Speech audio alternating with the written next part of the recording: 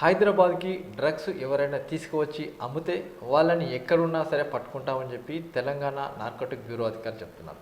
ఇందులో భాగంగానే గోవాలో ఒక మేజర్ ఆపరేషన్ చేశారు. అక్కడ చాలామందిని పట్టుకోవడం జరిగింది. అక్కడ నైజీరియన్స్ కావచ్చు, లేకుంటే నైజీరియన్స్కి సపోర్ట్ చేస్తున్న వాళ్ళని కూడా పట్టుకొని వాళ్ళందరూ కూడా ఇక్కడ తీసుకురావడం జరిగింది. అయితే దీనికి సంబంధించి చూసినట్లయితే ఆపరేషన్ గోవా అత్యంత సాహసోపేతమైన ఆపరేషన్ చెప్పొచ్చు. ఎందుకంటే ఆపరేషన్ గోవా కోసం అక్కడికి వెళ్తే ఎవరైనా సరే తిరిగి వస్తారని నమ్మకం లేదు. కానీ అక్కడే మకాం వేసి వాళ్ళతో కలిసి తిరిగి నైజీరియన్లతో ఫ్రెండ్షిప్ చేసి వాళ్ళలో మెది వాళ్ళతో ఉండిపోయి కోవట్ ఆపరేషన్ నిర్వహించి చివరికి ఆపరేషన్ గోవాలో నైజీరియన్స్తో పాటు వాళ్ళకు డబ్బులు సప్లై చేసి విదేశాలకు డబ్బులు పంపిస్తున్న వాళ్ళందరూ పట్టుకోవడం జరిగింది. అయితే ఆపరేషన్ గోవా సంబంధించి మనతోటి దాన్ని నిర్వహించిన మధుమోహన్ రెడ్డి డిఎస్పీ గారు ఉన్నారు. సార్ చెప్పండి, ఆపరేషన్ గోవా అసలు ఏంటి? ఆపరేషన్ గోవా కోసం మీరు ఎన్ని రోజు నుంచి కష్టపడుతున్నారు? యాక్చువల్గా ఇదంతా మనకి ఏప్రిల్ నెల ఆఫ్టర్ థర్డ్ వీక్ ఫోర్త్ వీక్లో మనకి స్టార్ట్ అయింది. మనకు వచ్చేసి ఒక ఇన్ఫర్మేషన్ వచ్చిందన్నమాట. ఒక హైదరాబాద్లో ఉండే ఒక కన్జ్యూమర్ దగ్గరికి ఈ గోవాకు సంబంధించిన లివియో అనే వ్యక్తి, అదేవిధంగా హైదరాబాద్ సంబంధించిన ఊబలంక శంకర్ అనే వ్యక్తి, వీళ్ళిద్దరు కలిసి ఈ కన్జ్యూమర్ దగ్గరికి వెళ్ళి డ్రగ్స్ సప్లై చేస్తున్నారని మనకి ఇన్ఫర్మేషన్ ఉంటే ఆ ఇన్ఫర్మేషన్ మీద మనం యాక్ట్ చేసి వాళ్ళిద్దరిని కూడా అరెస్ట్ చేయడం జరిగింది. వాళ్ళిద్దరు కూడా ఇంతకుముందు 2018లో ఇదే డ్రగ్స్ పెడ్లింగ్ కేసులోనే 2018లో బంజారాహిల్స్ పోలీస్ నుంచి వాళ్ళిద్దరు అరెస్ట్ అయ్యారు. అరెస్ట్ అయ్యి వాళ్ళ స్నేహం అట్లా కంటిన్యూ అవుతుంది. ఈరోజు కూడా వాళ్ళు అదేవిధంగా డ్రగ్స్ పెడ్లింగ్ చేస్తూ ఉన్నారు. ఈ లివియో ఎవరైతే ఉన్నారో అతను గోవావాసి. అతనికి ఈ కోర్ట్ పేషి ఉన్నప్పుడల్లా అతను గోవా నుంచి డ్రగ్స్ తీసుకురావడము, అతనికి హైదరాబాద్లో ఉండే కన్జ్యూమర్స్ ఎవరైతే ఉన్నారో వాళ్ళకి అతను సప్లై చేస్తుంటాడు. ఈ క్రమంలో శంకర్ అతనికి అతని మోటార్ సైకిల్ మీద తీసుకెళ్ళి వాళ్ళని కన్జ్యూమర్స్ యొక్క ఇళ్ళ దగ్గర తీసుకుపోవడము, తర్వాత ఈ డ్రగ్స్ సప్లై చేసిన వాటికి సంబంధించిన అమౌంట్ని కలెక్ట్ చేయడము, ఈ విధంగా అతను వాళ్ళకి హెల్ప్ చేస్తుంటాడు. అదేవిధంగా ఎప్పుడన్నా ఎమర్జెన్సీ టైంలో ఈ శంకరే డైరెక్ట్ గోవాకి వెళ్ళి అక్కడి నుంచి లివియో దగ్గర నుంచి డ్రగ్స్ తీసుకొని వచ్చి మళ్ళీ ఆ లివియో ఎవరికైతే చెప్తాడో కన్జ్యూమర్స్ వాళ్ళకందరికీ కూడా అతనే డ్రగ్స్ సప్లై చేసేవాడు. ఇక్కడ వీళ్ళు ఈ క్రమంలో జనరల్గా బస్సెస్లోనే ట్రాన్స్పోర్ట్ అవుతుంటారు. బస్సెస్నే ఎంచుకున్నారు ట్రాన్స్పోర్టేషన్కి. తర్వాత వీళ్ళ ఇంట్రాగేషన్లో మనకు తెలిసింది ఏంటంటే లివియో ఇంట్రాగేషన్లో ఇతను నైజీరియాకి సంబంధించిన కొంతమంది పెడ్లర్స్ ఎవరైతే గోవాలో కొన్ని సంవత్సరాల నుంచి ఉన్నారో వాళ్ళతో మంచి సంబంధాలు ఉన్నాయి ఇతనికి లివియోకి. వాళ్ళ దగ్గర నుంచి ఇతను రెగ్యులర్గా డ్రగ్స్ తీసుకుంటూ ఉంటాడు. కాబట్టి మన ఫర్దర్ ప్లాన్ ఆఫ్ యాక్షన్లో లివియోతోనే వాళ్ళని ఎట్లా ట్రాప్ చేయాలని చెప్పేసి ప్లాన్ చేసి ఒక 3-4 డేస్ మనం గోవాలోనే మకాం వేసి మనం కూడా ఈ లివియోతో ట్రాప్ చేపిస్తే మనకి ఈ బెంజమిన్ ఫోసు అని చెప్పేసి ఒక నైజీరియను ఈ డ్రగ్స్ తీసుకొని రావడం జరిగింది. అది రాత్రి 10-10:30 టైంలో అతను తీసుకోవడం జరిగింది. అతన్ని మన కస్టడీలో తీసుకుంటే ఆ రోజు అతని దగ్గర నుంచి మనం ఒక 20 గ్రాముల పాటు కొకైన్ రికవర్ చేసాము. తర్వాత మనకి ఈ ఫర్దర్ ఇంట్రాగేషన్లో ఈ బెంజమిన్ యొక్క ఇంట్రాగేషన్ చేసే క్రమంలో మనకు తెలిసింది ఏమంటే గోవాలోని ఈ Parra area, Anjuna area, Candolim area, Mapusa area అని ఈ 4 ఏరియాలలో అత్యధికంగా నైజీరియన్స్ ఎవరైతే డ్రగ్ పెడ్లింగ్ చేస్తారో వాళ్ళందరూ ఉన్నారని చెప్పేసి మనకు చెప్పడం జరిగింది. అదేవిధంగా వీళ్ళలో చాలామంది కూడా 2010 నుంచే కూడా ఇక్కడ ఉంటూ డ్రగ్ బిజినెస్ చేస్తున్నా తెలిసింది. తర్వాత మ్యాక్సిమం ఎవరైతే నైజీరియన్స్ గోవాలో ఉన్నారో వాళ్ళందరూ కూడా డ్రగ్ పెడ్లింగ్నే వాళ్ళ వృత్తిగా ఎంచుకొని అక్కడికి వచ్చే టూరిస్టులకి, తర్వాత వాళ్ళకు ఉన్న పరిచయాలతో వేరే దేశంలోని వేరే ప్రాంతాలకి డ్రగ్స్ సరఫరా చేయడం జరుగుతుంది. అదేవిధంగా మనకి ఈ పర్రా ఏరియా ఏదైతే పర్రా ఏరియా అనేది ఉందో అది హాట్ బెడ్ లాంటిది అనమాట వీళ్ళకి నైజీరియన్స్కి. వాళ్ళకి మొత్తము మోస్ట్ ఆఫ్ ది నైజీరియన్స్ అక్కడే ఉంటున్నారు వాళ్ళు. అక్కడ ఒకటి పర్రా హౌస్, జెరీ హౌస్ అనమాట. పర్రా ఏరియాలో ఉండే జెరీ హౌస్, వైట్ హౌస్ అని చెప్పేసి 2 ఇళ్ళల్లో మనకి దాదాపుగా 20 మంది నైజీరియన్స్ ఉంటారు.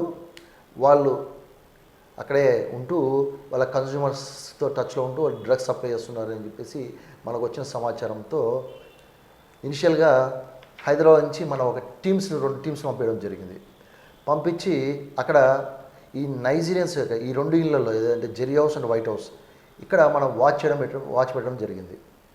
అంటే ఆ లోపల ఉండే నైజీరియన్స్ వాళ్ళ మూమెంట్స్ కానీ, వాళ్ళు ఏ టైంకి బయటికి వెళ్తున్నారు, వాళ్ళు ఎవరిని కలుస్తున్నారు, వాళ్ళు ఏ మోటార్ సైకిల్స్ వాడుతున్నారు, వీటన్నిటి మీద మనం వాచ్ పెట్టిన తర్వాత మనకి కాన్ఫిడెన్స్ వచ్చిన తర్వాత మనం వాళ్ళ ఈ 2 మీద మనం రైడ్ చేయడం జరిగింది. జెరీ హౌస్ మీద రైడ్ చేయడం జరిగింది, సైమల్టేనియస్గా వైట్ హౌస్ మీద రైడ్ చేయడం జరిగింది. జెరీ హౌస్లో రైడ్ చేయడం చేసే టైంలో మనకి మ్యాక్స్వెల్ అయినతను ఇంకొక నైజీరియన్ కూడా మనకు దొరికాడు అక్కడ. తర్వాత అక్కడ ఇంట్లో వెతికితే మనకి జెరీ హౌస్లో వాళ్ళ ఈ నైజీరియన్స్ సంబంధించిన రూమ్లలో వెతికితే మనకి ఎటువంటి డ్రగ్స్ దొరకలేదు. మనకున్న సమాచారం ప్రకారంగా ఈ గోవాలో ఉండే నైజీరియన్స్ వాళ్ళు డ్రగ్స్ని ఇంట్లో ఎవరు దాచుకోరు అనమాట. వాళ్ళు ఇంటి ఆవరణలో, కాంపౌండ్ లోపల లేకపోతే కాంపౌండ్ బయట కానీ ఉన్న ఈ చెత్త సామాన్లో, మెట్ల కింద, లేదంటే మట్టిని తవ్వి భూమిలో పాతి పెట్టడము, ఇవన్నీ చేస్తుంటారని మనకు పక్కా సమాచారం ఉంది. సో ఆ పక్కా సమాచారంతో మనము ఆ ఇంట్లో ఉండే ప్రెమిసెస్ మొత్తం దాదాపు 1 ఎకరాన్నర ఉండేస్తుంది ప్రెమిసెస్లో మనం అంతా లేబర్ని పెట్టించి వెతికిస్తే జెరీ హౌస్లో మనకి 200 గ్రాముల కొకైన్ దొరికింది మనకి. అదే టైంలో సేమ్ టైంలో వైట్ హౌస్లో కూడా మనము రేడ్ చేయడం జరిగింది. ఆ వైట్ హౌస్లో ఒక పాడుబడ్డ రూమ్లో పాడుబడ్డ రూము ప్లస్ అదంతా ఆ రూము వాళ్ళ ఇంట్లో ఉండే పాత సామాన్ స్టోర్ చేయడానికి ఉపయోగించే రూమ్ ఉంది. దాంట్లో వాళ్ళు స్టోర్ చేయడం జరిగింది. అక్కడ మనకి దాదాపుగా 5200 ఎక్స్ట్రాసీ పిల్స్, అంటే ఇదంతా MDMA, 5200 ఎక్స్ట్రాసీ పిల్స్. అంటే ఇది మార్కెట్లో ఒక్కొక్క పిల్లు 3 నుంచి 4000 పైన పోతుంది. అదేవిధంగా మన కొకైన్ కూడా 360 గ్రాముల కొకైన్ జరిగింది. ఈ కొకైన్ కూడా ఎక్కువ సెలబ్రిటీ కొకైన్ అన్నమాట, చాలా కాస్ట్లీ కొకైన్. ఇది మార్కెట్లో 20,000-25,000 రేంజ్లో పోతూ ఉంది. సో అక్కడ వైట్ హౌస్లో మనము 3 కస్టడీలో తీసుకోవడం జరిగింది. ఆ 3 ఒకరినేమో అక్కడ లోకల్ గోవా పోలీసు వాళ్ళకే 3 ఇచ్చాము. జెరీ హౌస్లో దొరికిన 2 మనం తీసుకోవడం జరిగింది. వాటిలో ఒకరి పేరు వచ్చేసి మ్యాక్స్వెల్. ఈ మ్యాక్స్వెల్ ఎవరైతే ఉన్నారో ఇతను మన భారతదేశంకి ఇప్పటికి 3 సార్లు వచ్చాడు. 3 సార్లు కూడా అతను ఒక్కొక్కసారి ఒక్కొక్క పేరు మీద వస్తున్నాడు. ఫస్ట్ టైం అతను 2013లో వచ్చి 2020లో వెళ్ళాడు. తర్వాత 23లో వచ్చి 24లో వెళ్ళిపోయాడు. మళ్ళీ 25 జనవరిలో వచ్చేసి మొన్న మనకు దొరికేంత వరకు కూడా ఉన్నాడు. ఇతను వృత్తి కేవలం డ్రగ్స్ అమ్మడమే. వీళ్ళు పేరుకు మాత్రము మెడికల్ వీసాల మీద వస్తున్నారు. ఏదో హాస్పిటల్లో ట్రీట్మెంట్ కోసం ఏదో లేనిపోని ఒక రోగాన్ని సృష్టిస్తూ వీళ్ళు ఇక్కడ ట్రీట్మెంట్ కోసం వస్తున్నట్లు మెడికల్ వీసాలు తీసుకొని ఇక్కడ వచ్చి ఇక్కడ ఈ డ్రగ్ దందా చేయడం మొదలుపెట్టారు. ఈ మ్యాక్స్వెల్ యొక్క ఫర్దర్ ఇన్వెస్టిగేషన్లో మనకు తెలిసింది ఏంటంటే వీళ్ళకి main king pin Sunny pascal అనే వ్యక్తి ఒకరున్నారు. ఇతను ఒకప్పుడు ఇండియాలోనే ఉండేవాడు. ఇతను నైజీరియను. ఇతను దాదాపుగా 15-20 సంవత్సరాల క్రితము ఇండియాలో వచ్చి ఉన్నాడు. అతను ఇప్పుడు కూడా ప్రస్తుతానికైతే ఈ రోజుకి నైజీరియాలో ఉన్నాడు. అతను వచ్చిపోతూ ఉంటాడు భారతదేశానికి. అతను ఈ గోవా ఏరియాలో ఉండే చాలామంది నైజీరియన్స్కి అతను డ్రగ్స్ని సప్లై చేస్తున్నాడు. ఆ డ్రగ్స్ని ఈ మ్యాక్స్వెల్ లాంటి వాళ్ళు ఒక 60-70 మంది 100 మంది పైన ఉన్నారు గోవాలో. వాళ్ళందరికీ కస్టమర్స్కి అమ్మడము ఇవన్నీ చేస్తూ ఉన్నారు. వీళ్ళు ఈ విధంగా కలెక్ట్ చేసుకున్న అమౌంట్ని వీళ్ళు మళ్ళీ ఈ సన్నీ పాస్కల్ ఎవరినైతే చూపించాడో వాళ్ళకి ఆ వ్యక్తికి డబ్బులు ఇస్తున్నారు. ఆ వ్యక్తి ఎవరంటే ఈ మపూసా మార్కెట్ ఏరియాలో సంగీత మొబైల్స్ అని చెప్పేసి ఒకటి ఉంది. దాని ఓనర్ ఉత్తమ్ సింగ్ అనమాట. అతనికి వీళ్ళందరూ రెగ్యులర్పై డబ్బులు ఇస్తుంటారు. యాక్చువల్గా మనకి వారంలో గురు, శుక్ర, శని, ఆదివారాలు పీక్ రోజులు అన్నమాట. అంటే ఆ రోజు మార్కెట్ ఎక్కువ ఉంటుంది. సో ఆ 3-4 రోజులలో కలెక్ట్ అయిన డబ్బులన్నీ ఈ నైజీరియన్స్ సోమ, మంగళ, బుధవారాలలో వీళ్ళు ఈ ఉత్తమ్ సింగ్ అతని యొక్క బాయ్స్ పిల్లల్లో ఒకటి రాజు సింగ్ అని ఉన్నాడు. ఇంకొకటి మహేంద్ర ప్రజాపతి ఉన్నాడు. వీళ్ళ ముగ్గురు వచ్చి కలెక్ట్ చేసుకొని పోతుంటారు అనమాట. వీళ్ళు వచ్చేసి కొన్ని స్పెసిఫిక్ ప్లేసెస్ ఉన్నాయి గోవాలో. ఆ ప్లేసెస్లో మాత్రమే వాళ్ళు తీసుకుంటారు డబ్బులు. ఈ ఉత్తమ్ సింగ్ ఏదైతే ఉన్నాడో అతని మీద కూడా మేము వాచ్ పెట్టి అతను ఎవరి నుండి కలుస్తున్నాడు, ఏ టైంలలో ఎక్కడ ఉంటాడు, అతని ఇల్లు ఏది, ఇవన్నీ ఒక 3-4 రోజులు వాచ్ పెట్టిన తర్వాత అతని బాయ్స్ అయిన రాజు సింగ్, తర్వాత మహేంద్ర ప్రజాపతిని వీళ్ళని కూడా అరెస్ట్ చేయడం జరిగింది. వాళ్ళని అరెస్ట్ చేసే టైంలో వాళ్ళ ఇంట్లో మాకు దాదాపుగా 49.5 లక్ష క్యాష్ దొరికింది.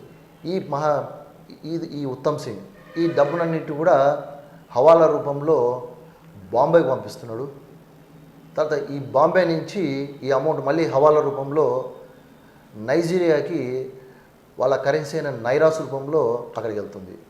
అక్కడ వెళ్ళిన తర్వాత ఎవరైతే ఈ బాస్ కింగ్ పిన్ ఎవరైతే ఉన్నాడో సన్నీ పాస్కల్, అతను ఇక్కడ ఇండియాలో ఆపరేట్ చేసే నైజీరియన్స్ వాళ్ళ యొక్క నైజీరియన్ బ్యాంక్ అకౌంట్స్లోకి అతను డబ్బులు చేరవేయడం జరుగుతుంది. ఈ నైజీరియన్స్ కూడా ఈ కన్జ్యూమర్లని ఎటువంటి పరిస్థితుల్లో కూడా వాళ్ళ ఇల్లు చూపించరు.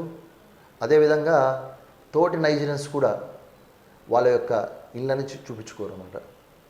వీళ్ళు ఇంకా చాలా జాగ్రత్తలు తీసుకుంటున్నారు. వాళ్ళ ఇంటి ఆవరణలో కాకుండా కొన్నిసార్లు వాళ్ళ ఇంటి చుట్టుపక్కల ఉండే పొలాలలో తవ్వి మట్టి కింద పెట్టడము, చెట్ల కింద పెట్టడము, చెట్ల పైన పెట్టడము, ఈ విధంగా చేయడం కూడా జరుగుతుంది.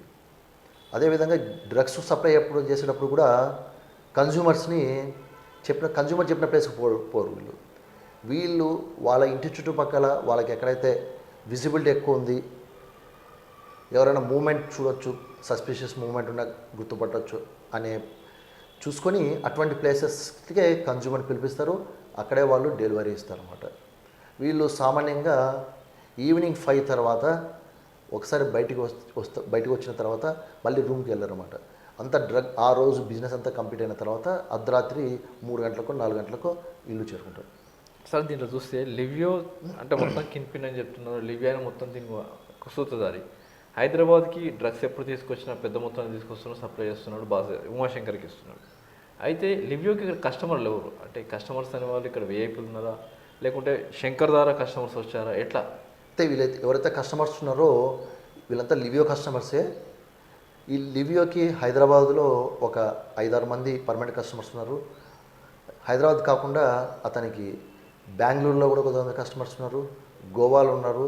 మనం గుర్తించినంత మటుకు అతనికి 30 నుంచి 40 మంది దాకా లివియోకి కస్టమర్స్ ఉన్నారు. ఇప్పుడు లివియో బేసిక్గా ఇండియనా లేకుంటే అతను నైజీరియా ఎక్కడొచ్చి స్థిరపడిపోయాడు? లివియో వచ్చేసి ఇండియను, అతను నేటివ్ ఆఫ్ గోవా. సరే, లివియో చూస్తే శంకర్కి వీళ్ళిద్దరు ఇట్లా పరిచయం అయింది. వీళ్ళిద్దరు గతంలో ఏమైనా ఇద్దరు బిజినెస్ చేస్తారా, లేకుంటే వీళ్ళిద్దరు కలిసి డ్రగ్గే చేసి పెట్టారా, ఎట్లా పరిచయం వీళ్ళిద్దరికి? యాక్చువల్గా లివియో 2018 నుంచి ఈ డ్రగ్ బిజినెస్లో ఉన్నారన్నమాట.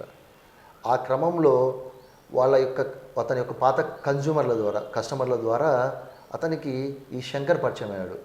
ఇనిషియల్గా శంకర్ ఊరికే వాళ్ళతో పాటు వచ్చిపోయేవాడు. తర్వాత శంకర్ మీద నమ్మకం కలిగి అతనికి ఎప్పుడైతే ఆ కన్జ్యూమర్స్ వాళ్ళు కట్ అయిపోయి ఈ శంకర్తో కాంటాక్ట్లోకి వచ్చాడో అప్పటి నుంచి లివియో శంకర్ మీద నమ్మకం కుదుర్చుకుని అతని ద్వారా డ్రగ్ సప్లై చేయడం మొదలుపెట్టాడు. సరే, ఇప్పుడు చూస్తే గత కొంతకాలం నుంచి హైదరాబాద్ కావచ్చు, హైదరాబాద్కి వచ్చే ట్రాన్స్పోర్ట్ దాన్నిటి మీద నిఘా పెట్టారు, ఎక్కడెక్కడ డ్రగ్స్ని పట్టుకుంటారు. కానీ వీళ్ళు ఇంత నిఘా ఉన్నప్పుడు కూడా వీళ్ళు ఎట్లా పట్టుకొస్తున్నారు ఈ డ్రగ్స్ని? ఈ కేసు సంబంధించి అయితే లివియో ఈ ప్రైవేట్ ట్రావెల్స్ బస్సెస్లలో వస్తున్నాడు. అదేవిధంగా శంకర్ కూడా ఈ ప్రైవేట్ ట్రావెల్స్ బస్సెస్ని యూజ్ చేస్తున్నారు. ఈ ట్రావెల్స్ బస్సెస్లో మనకి నిఘా తక్కువ ఉంది, చెకింగ్స్ కూడా ఎక్కువ లేవు. కాబట్టి అందులో ఈ డ్రగ్ వీళ్ళు తీసుకొచ్చేది 20-25 గ్రాములు ఉంటాయి. కాబట్టి అవి బట్టల మధ్యలో పెట్టుకొని దాచుకొని రావచ్చు. అది చాలా సులభమైన పద్ధతి. సరే, ఇప్పుడు బెంజమిన్ చూస్తే, మీరు పట్టుకున్న బెంజమిన్ చూస్తే అత్యంత కీలకం. తర్వాత మొత్తం గోవా కావచ్చు, లేకుంటే నెట్వర్క్ మొత్తం కూడా అతనికి తెలిసినది. ఆ బెంజమిన్ ప్రస్తుతానికి మీరు అరెస్ట్ చేశారా, లేకుంటే అతన్ని తిరిగి డిపోర్టేషన్ చేశారా? అతన్ని డిపోర్టేషన్ చేయడం జరిగింది. అంటే బెంజమిన్ యాక్చువల్గా అతని మీద ముందు ఎటువంటి కేసెస్ లేవు కాబట్టి అతన్ని డిపోర్టేషన్ చేయడం జరిగింది. ఓకే సార్, అంటే బెంజమిన్ సంబంధించి చూస్తే అతని దగ్గర డ్రగ్స్ దొరికినాయి, ఎట్లా ఉంది సార్? అతని దగ్గర ఇనిషియల్గా మనకి డ్రగ్ దొరికింది. మనము అతని యొక్క బాస్ అతను ఉన్నాడు, డేవిడ్ డానియల్ అని చెప్పేసి. సో అతని మీద మనం నిఘా పెట్టడం జరిగింది. ఇప్పుడు ప్రస్తుతానికి అతను ప్రస్తుతానికి అతను నైజీరియాలో ఉన్నాడు. వీళ్ళు ఎవరైతే బాసెస్ ఉన్నారో వీళ్ళందరూ కూడా మెయిన్ పీక్ సీజన్లోనే గోవాకి వస్తారు. అంటే అక్టోబర్ టు జనవరి ఈ టైంలో ఈ డ్రగ్ బాసెస్ అందరూ ఇండియాలో ఉంటారు, గోవాలో. అంటే పీక్ సీజన్ అంటే ఏంటి సార్? అంటే ఎట్లా ఉంటుంది అని పీక్ అంటే దాన్ని ఏమో ఎట్లా అనుకోవచ్చు మనం? ఇప్పుడు ఈ పీక్ సీజన్ మెయిన్ వచ్చేసి వాతావరణం తగ్గట్టు ఉంది అక్కడ. ఇప్పుడు మనకి గోవాలో ఎక్కువ శాతము టూరిజం వచ్చేసి మనకి వింటర్ సీజన్లో ఉంటుంది. వింటర్ సీజన్ అంటే అక్టోబర్ టు జనవరి. టూరిస్ట్ ఎక్కువ విజిట్ చేస్తే కూడా అదే టైంలో, కాబట్టి అది పీక్ పీరియడ్ అనమాట. ఆ పీక్ పీరియడ్లోనే వీళ్ళకి డ్రగ్ సేల్స్ ఎక్కువ ఉంటాయి. తర్వాత వచ్చేసి ఈ సమ్మర్ సీజన్లో తక్కువ ఉంటుంది, వర్షాకాలంలో ఇంకా తగ్గిపోతుంది అనమాట. వర్షాకాలంలో డైలీ వాళ్ళు 2-3 కంటే ఎక్కువ అంటే కన్జ్యూమర్స్ దొరకరు వాళ్ళకి. దీన్ని చూస్తే ఇప్పటికీ దీంట్లో మెయిన్గా మ్యాక్స్వెల్ ఉన్నాడు. అసలు మ్యాక్స్వెల్ సంబంధించి చూస్తుంటే అతను కూడా మేజర్గా కిన్పిన్ ఉన్నాడు. మొత్తంగా అన్నిటికీ అంటే సౌత్కి నార్త్కి సంబంధించి డ్రగ్ మొత్తం సప్లైర్ అతనే ఉన్నాడు. అతను నేర చరిత్ర ఏంటి, అసలు అతని బ్యాక్గ్రౌండ్ ఏంటి? యాక్చువల్గా మ్యాక్స్వెల్ వచ్చేసి వాళ్ళ ఫ్యామిలీ వచ్చేసి పూర్ ఫ్యామిలీ నైజీరియాలో.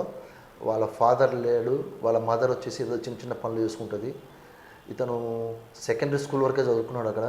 చదువుకున్న తర్వాత కొన్ని చిన్న చిన్న ఉద్యోగాలు చేసుకున్నాడు. తర్వాత సెక్యూరిటీ గార్డ్గా ఉన్నాడు. ఈ క్రమంలో వాళ్ళ కజిన్ అంటే వాళ్ళ పెద్దనాన్న కొడుకు రోమి అని అతను ఉన్నాడు. అతను చాలా సంవత్సరాల నుంచి ఇండియాలో ఉన్నాడు, 2010 నుంచి ఉన్నాడు అతను. అతను నైజీరియాకి వచ్చినప్పుడల్లా, అతను రిటర్న్ అయినప్పుడల్లా డబ్బులు తీసుకురావడము, మంచి మంచి గిఫ్ట్స్ తీసుకురావడం, బట్టలు తీసుకురావడం చూశాడు. ఇతను చూసినాక అతను అడగడం జరిగిందన్నమాట, నువ్వు ఈ విధంగా ఏం సంపాదిస్తున్నావు అని. అంటే అతను నేను బిజినెస్ చేస్తున్నా అని చెప్పినాడు క్యాజువల్గా. చెప్తే ఇతను నమ్మలేదన్నమాట. నీకు బిజినెస్లో ఎంత రాదు, ఏది చెప్పంటే అప్పుడు అతను చెప్పాడు, ఈ విధంగా నేను డ్రగ్స్ బిజినెస్ చేస్తున్నాను హైదరాబాద్లో, మన ఇండియాలో గోవాలో. అక్కడ నాకు బాగా ఇన్కమ్ వస్తుంది, నువ్వు కూడా నాకు హెల్ప్ చేస్తే నేను కూడా నీకు షేర్ ఇస్తానని చెప్పాడు. సో ఇతను ఫస్ట్ టైం చిన్నపిల్లాడిగా ఉన్నప్పుడు అంటే యంగేజ్లో 19-20 ఇయర్స్ ఉన్న టైంలో 2013లో ఇతను ఫస్ట్ టైం మన ఇండియాకి వచ్చినాడు. వచ్చి ఇల్లీగల్గా ఉంటూ దాదాపుగా 8 ఇయర్స్ 7 to 8 ఇయర్స్ అతను ఇల్లీగల్గా ఉన్నాడు. అతను మళ్ళీ వెళ్ళిందంటే 2020లో వెళ్ళాడు ఇండియా. అంటే ఇది ఇప్పటికే 3 సార్లు వచ్చి వెళ్తానని చెప్పి, అంటే ఇదే పీక్ టైంలో వచ్చి వెళ్తుంటాడా? డబ్బులు ఒకవేళ నిజంగా మొత్తం ఆయన ఇష్టపడు డ్రగ్ పట్టుకొస్తాడా, లేకుంటే వెళ్ళేటప్పుడు డబ్బులు తీసుకెళ్తాడా, ఎట్లా ఉంటుంది అతని ఆపరేషన్స్? వీళ్ళు యాక్చువల్గా వీళ్ళు వచ్చినప్పుడు ఖాళీగానే వస్తారు. వచ్చి ఇక్కడ ఉండే అంటే దీంట్లో మళ్ళీ ఒకటి ఉందన్నమాట, ఈ ఎవరైతే వీళ్ళు బాసెస్ ఉన్నారో ఈ బాయ్స్ ఉన్నారో వీళ్ళు షిఫ్ట్ అవుతుంటారు అన్నమాట. బాస్ నైజీరియాలో ఉన్నప్పుడు బాయ్స్ వచ్చేసి ఇండియాలో ఉంటారు. పీక్ సీజన్ వచ్చేసరికి బాసెస్ ఇండియాకి వస్తారు, ఈ బాయ్స్ వచ్చేసి నైజీరియాకి వెళ్ళిపోతారు అనమాట. మనకి ఈ అమౌంట్ ట్రాన్స్ఫర్ క్యారీ చేయడము ఇన్ పర్సన్ కష్టం కాబట్టి నైజీరియాకి మనం ఇంతకుముందు అనుకున్నట్లు ఈ హవాలా దాని ద్వారానే వీళ్ళకందరికీ డబ్బు అక్కడికి ముడుతుంది వీళ్ళకందరికీ. అంటే హవాలా అంటే ఇప్పుడు మీరు చూసినట్టు అది ఉత్తమ్ కావచ్చు, లేకుంటే ఇంకోళ్ళు వీళ్ళందరూ సపోర్ట్ చేస్తారు. అంటే వీళ్ళకి డబ్బులు ఇస్తే కమిషన్ బేసిక్లో వీళ్ళు ముంబై నుంచి హవాలా ద్వారా పంపిస్తారు, లేకుంటే ఏదైనా దానికి సపరేట్ సిస్టమ్ పెట్టుకున్నారా? వీళ్ళు కలెక్ట్ చేసుకున్న డ్రగ్ అమ్మడం ద్వారా వచ్చిన పైసలన్నీ ఉత్తమ్ సింగ్కి ఇవ్వడం జరుగుతుంది. ఈ ఉత్తమ్ సింగ్ తన కమిషన్ తీసుకొని అతను మళ్ళీ బాంబేకి పంపిస్తున్నాడు. అక్కడ బాంబేలో ఉండే అతను ఆయన కమిషన్ తీసుకొని అక్కడి నుంచి మళ్ళీ నైజీరియాకి హవాలా రూపంలో నైరాస్ రూపంలో వెళ్తుంది సన్నీ పాస్కల్కి. దీంట్లో ప్రస్తుతానికి మన ఇన్వెస్టిగేషన్లో ఇప్పుడు ఓన్లీ ఈ హవాలా రూపంలోనే అనుకుంటున్నాము. వీళ్ళు ఇంకా డ్రగ్ బిజినెస్ కూడా ఏమైనా చేస్తున్నారో అనే కోణంలో కూడా విచారించాల్సి వస్తుంది. వీళ్ళు ఓన్లీ హవాలానే కాకుండా వాళ్ళకి ఏ విధంగా డ్రగ్ బిజినెస్లో కూడా హెల్ప్ చేస్తున్నారని చెప్పి విచారించాలి. మనం మొన్ననే అరెస్ట్ చేసాము ఉత్తమ్ సింగ్ని, వాళ్ళ పోలీస్ కస్టడీ తీసుకున్నప్పుడు ఇవన్నీ విచారిస్తాం. సార్ సన్నీ పాస్కల్ చూస్తుంటే అతను ఇండియాకి ఎప్పుడు వచ్చి వెళ్ళినట్లుంది. ఆ తర్వాత అతను సంబంధించి మొత్తంగా ఈ ముఠాకి లివియో దగ్గర నుంచి ఇప్పటి వరకు మొత్తంగా ఆయనే కీలకంగా కనబడుతున్నాడు. అసలు ఎట్లా ఉంటుంది? సన్నీ పాస్కల్ వచ్చేసి మనకి తెలిసినంత మటుకు 2005-2010 మధ్యలో ఫస్ట్ టైం ఇండియాకి వచ్చాడు. వచ్చి దాదాపు చాలా సంవత్సరాలు ఇండియాలో ఉన్నాడు. తర్వాత అతను ఇక్కడ డ్రగ్ బిజినెస్ చేస్తూ డబ్బులు సంపాదించుకొని అతను ఇప్పుడు ఇట్లాంటి మ్యాక్స్వెల్, బెంజమిన్ లాంటి బాయ్స్ని పెట్టుకొని అతను ఇక్కడ నడిపిస్తున్నాడు ఇక్కడ డ్రగ్ బిజినెస్.